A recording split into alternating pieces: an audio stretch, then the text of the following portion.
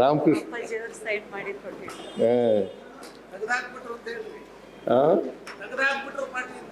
ಪಾರ್ಟಿಯಿಂದ ಕಿತ್ತಾಕ್ಬಿಟ್ರು. ದೇವೇಗೌಡ ಕಿತ್ತಾಕ್ಬಿಟ್ರು. ಆಮೇಲೆ ನಾನು ಕಾಂಗ್ರೆಸ್ ಸೇರ್ಕೊಂಡೆ. ಹೌದಾ? ಹೌದಾ, ನಾನು ಮರ್ತಿರ್ಬೇಕು.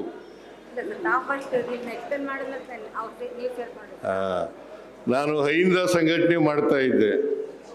MP ಪ್ರಕಾಶ್ ಅವ್ರಿಗೂ ಕರೆದೆ, ಅಹಿಂದ ಸಂಘಟನೆ ಮಾಡ್ರಿ, ಬಿಟ್ಬಿಡ್ರಿ ಬನ್ನಿ ಅಂತ. ಇಲ್ಲಪ್ಪ, ನಾನು ಬರೋಕ್ಕಾಗಲ್ಲ, ನಾನು ರಾಜಕೀಯ ಪಕ್ಷದಲ್ಲೇ ಇರ್ತೀನಿ ಅಂತ ಹೇಳಿದ್ರು. ಆಮೇಲೆ ನಾನು ಡೆಪ್ಟಿ ಚೀಫ್ ಮಿನಿಸ್ಟರ್ ಆದೆ. ಆಮೇಲೆ ನಾನು ಬಂದಮೇಲೆ ಇವರು ಕುಮಾರಸ್ವಾಮಿ ಇಲ್ಲ ಮುಖ್ಯಮಂತ್ರಿ, ಕುಮಾರಸ್ವಾಮಿ ಮುಖ್ಯಮಂತ್ರಿ ಆದರು. ಅಲ್ಲಿ ಡೆಪ್ಟಿ ಚೀಫ್ ಮಿನಿಸ್ಟರ್. ಒಂದು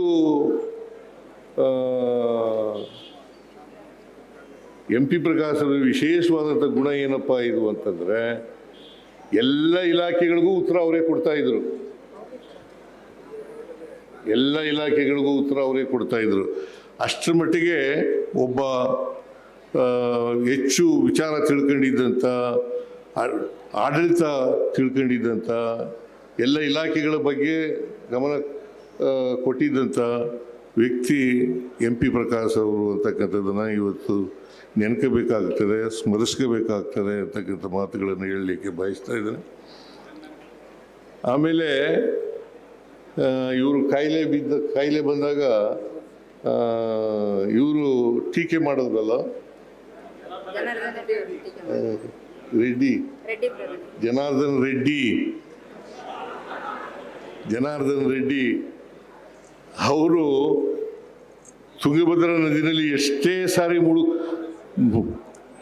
ಸ್ನಾನ ಮಾಡಿದ್ರು ಕೂಡ ಅವ್ರಿಗೆ ಇದ್ದಂಥ ಕಳಂಕ ಹೋಗ್ಲಿಕ್ಕಿಲ್ಲ ಅಂತಕ್ಕಂಥ ಮಾತುಗಳನ್ನು ಅಂಥವ್ರು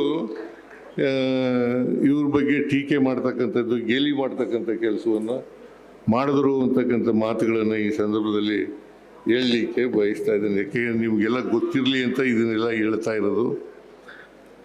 MP ಪ್ರಕಾಶ್ ಅವರು ಒಬ್ಬ ಮುತ್ಸದ್ದಿ ರಾಜಕಾರಣಿ, ಸಜ್ಜನ ರಾಜಕಾರಣಿ, ಭಾಳಷ್ಟು ಓದ್ಕೊಂಡಿದ್ದಂಥ ರಾಜಕಾರಣಿ, ಅನೇಕ ರಾಜಕೀಯ ಪಕ್ಷಗಳ ಸಿದ್ಧಾಂತಗಳನ್ನು ತಿಳ್ಕೊಂಡಿದ್ದಂಥ ರಾಜಕಾರಣಿ, ಈ ಸಮಾಜಕ್ಕೆ ಏನು ಬೇಕು ಅಂತಕ್ಕಂಥದ್ದು ಗೊತ್ತಿದ್ದಂಥ ರಾಜಕಾರಣಿ. ಅಂಥ ರಾಜಕಾರಣಿ ಇವತ್ತು ನಮ್ಮನ್ನು ಅಗಲಿದ್ದಾರೆ. ಅವರಿಗೆ ಈಗ 86 ವರ್ಷ ಆಯ್ತಿತ್ತು. 86ನೇ ಹುಟ್ಟುಹಬ್ಬ ಆಯ್ತಿತ್ತು. 86ನೇ ಹುಟ್ಟುಹಬ್ಬ. ಅಂಥವರು ಕರ್ನಾಟಕದಲ್ಲಿ ಇರಬೇಕಾಗಿತ್ತು. ನನ್ನ ಪ್ರಕಾರ ಅವರು ಒಮ್ಮೆ ಈ ರಾಜ್ಯದ ಮುಖ್ಯಮಂತ್ರಿ ಆಗಬೇಕಾಗಿತ್ತು ಅಂತಕ್ಕಂಥ ಮಾತುಗಳನ್ನು ಹೇಳಲಿಕ್ಕೆ ನಾನು ಬಯಸ್ತಾ ಇದ್ದೇನೆ. ಅಂಥವರು ಅವರ ಆತ್ಮಕ್ಕೆ ಚಿರಶಾಂತಿ ದೊರಕಲಿ. ಊರಡಗಲಿನಲ್ಲಿರ್ತಕ್ಕಂಥ ಸರ್ಕಾರಿ ಇಂಜಿನಿಯರಿಂಗ್ ಕಾಲೇಜಿಗೆ MP ಪ್ರಕಾಶ್ರವರ ಹೆಸರಿಡಬೇಕು ಅಂತೇಳಿ ಭಾಳ ಜನ ಕೋರ್ತಾ ಇದ್ದಾರೆ. ಲೋಕಲ್ ಅವರಿದ್ದಾಗ ಮಾಡಿದ್ದು. ಆ ಇಂಜಿನಿಯರಿಂಗ್ ಕಾಲೇಜ್ಗೆ ಅವ್ರ ಹೆಸರಿಡಬೇಕು ಅಂತೇಳಿ ನಾನು ಕೂಡ ಪತ್ರ ಬರೀತೇನೆ.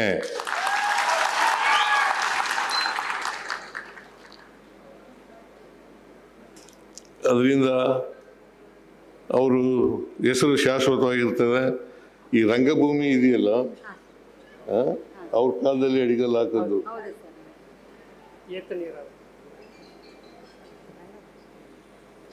ಅದಕ್ಕೋಸ್ಕರನೇ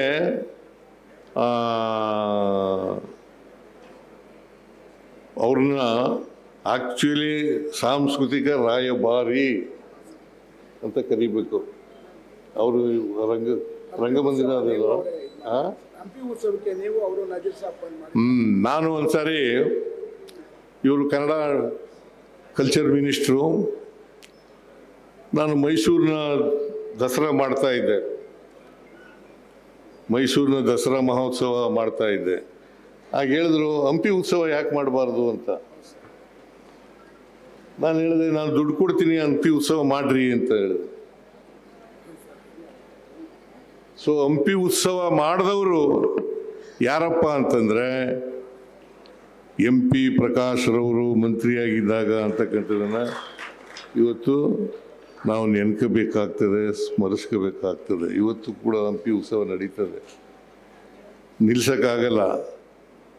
MP ಉತ್ಸವ ಯಾಕೆ ಮಾಡಬಾರ್ದು ಅಂತ ಹೇಳಿ ನನ್ನ ಹತ್ರ ಬಂದು ಕೂತ್ಕೊಂಡು ದುಡ್ಡನ್ನು ಮಂಜೂರು ಮಾಡಿಸ್ಕೊಂಡು ಹಂಪಿ ಉತ್ಸವವನ್ನು ಮಾಡಿದ್ರು.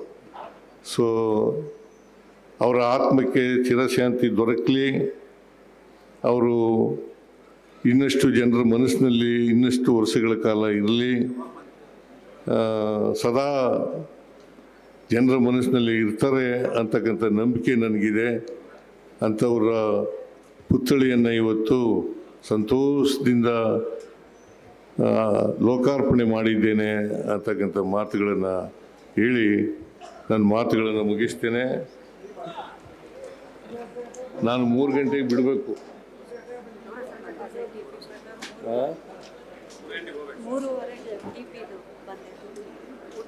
ಇಲ್ಲ, ಇವನು ಪರಮೇಶ್ವರ್ ಮನೆಗೆ ಟೀ ಕುಡಿಯಕ್ಕೆ ಹೋಗ್ಬೇಕು. ಊಟ ಮಾಡಿ ನಿಮ್ಮೆಲ್ಲರಿಗೂ ನಮಸ್ಕಾರ. ನಿಮ್ಮೆಲ್ಲರ ಆಶೀರ್ವಾದದಿಂದ 2 ಬಾರಿ ಮುಖ್ಯಮಂತ್ರಿ ಆಗ್ತಕ್ಕಂಥ ಅವಕಾಶ ಸಿಕ್ಕಿತ್ತು. ಅದಕ್ಕಾಗಿ ನಿಮ್ಮೆಲ್ಲರಿಗೂ ಮತ್ತೊಮ್ಮೆ ನಮಸ್ಕಾರ ಮಾಡಿ ನನ್ನ ಮಾತುಗಳನ್ನು ಮುಗಿಸ್ತೇನೆ. ಜೈ ಹಿಂದ್, ಜೈ ಕರ್ನಾಟಕ, ಜೈ ಸಂವಿಧಾನ್.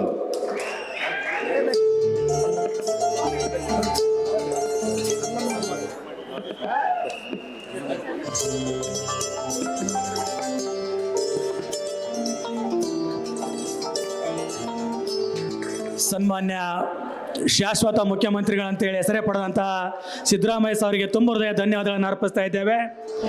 ರಂಗಭಾರತಿ MP ಪ್ರಕಾಶ್ ಪ್ರತಿಷ್ಠಾನ್ ಮತ್ತು MP ಪ್ರಕಾಶ್ ಸಮಾಜಮುಖಿ ಟ್ರಸ್ಟ್ ವತಿಯಿಂದ ಗೌರವ ಸಮರ್ಪಣೆಯನ್ನು ಸಲ್ಲಿಸ್ತಾ ಇದ್ದಾರೆ.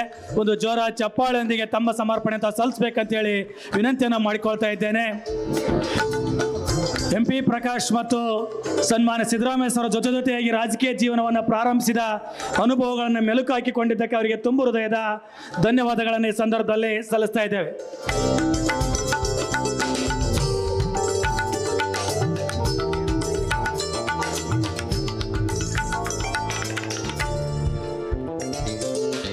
ಇದುವರೆಗೂ ತಮ್ಮ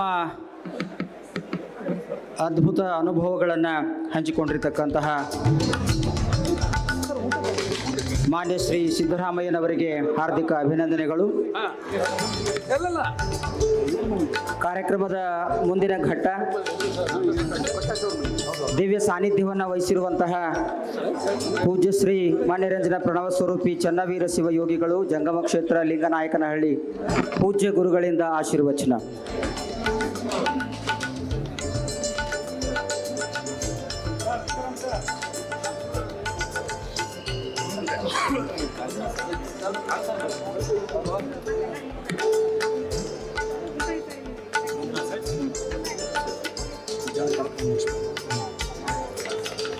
ಆತ್ಮೀಯರೇ,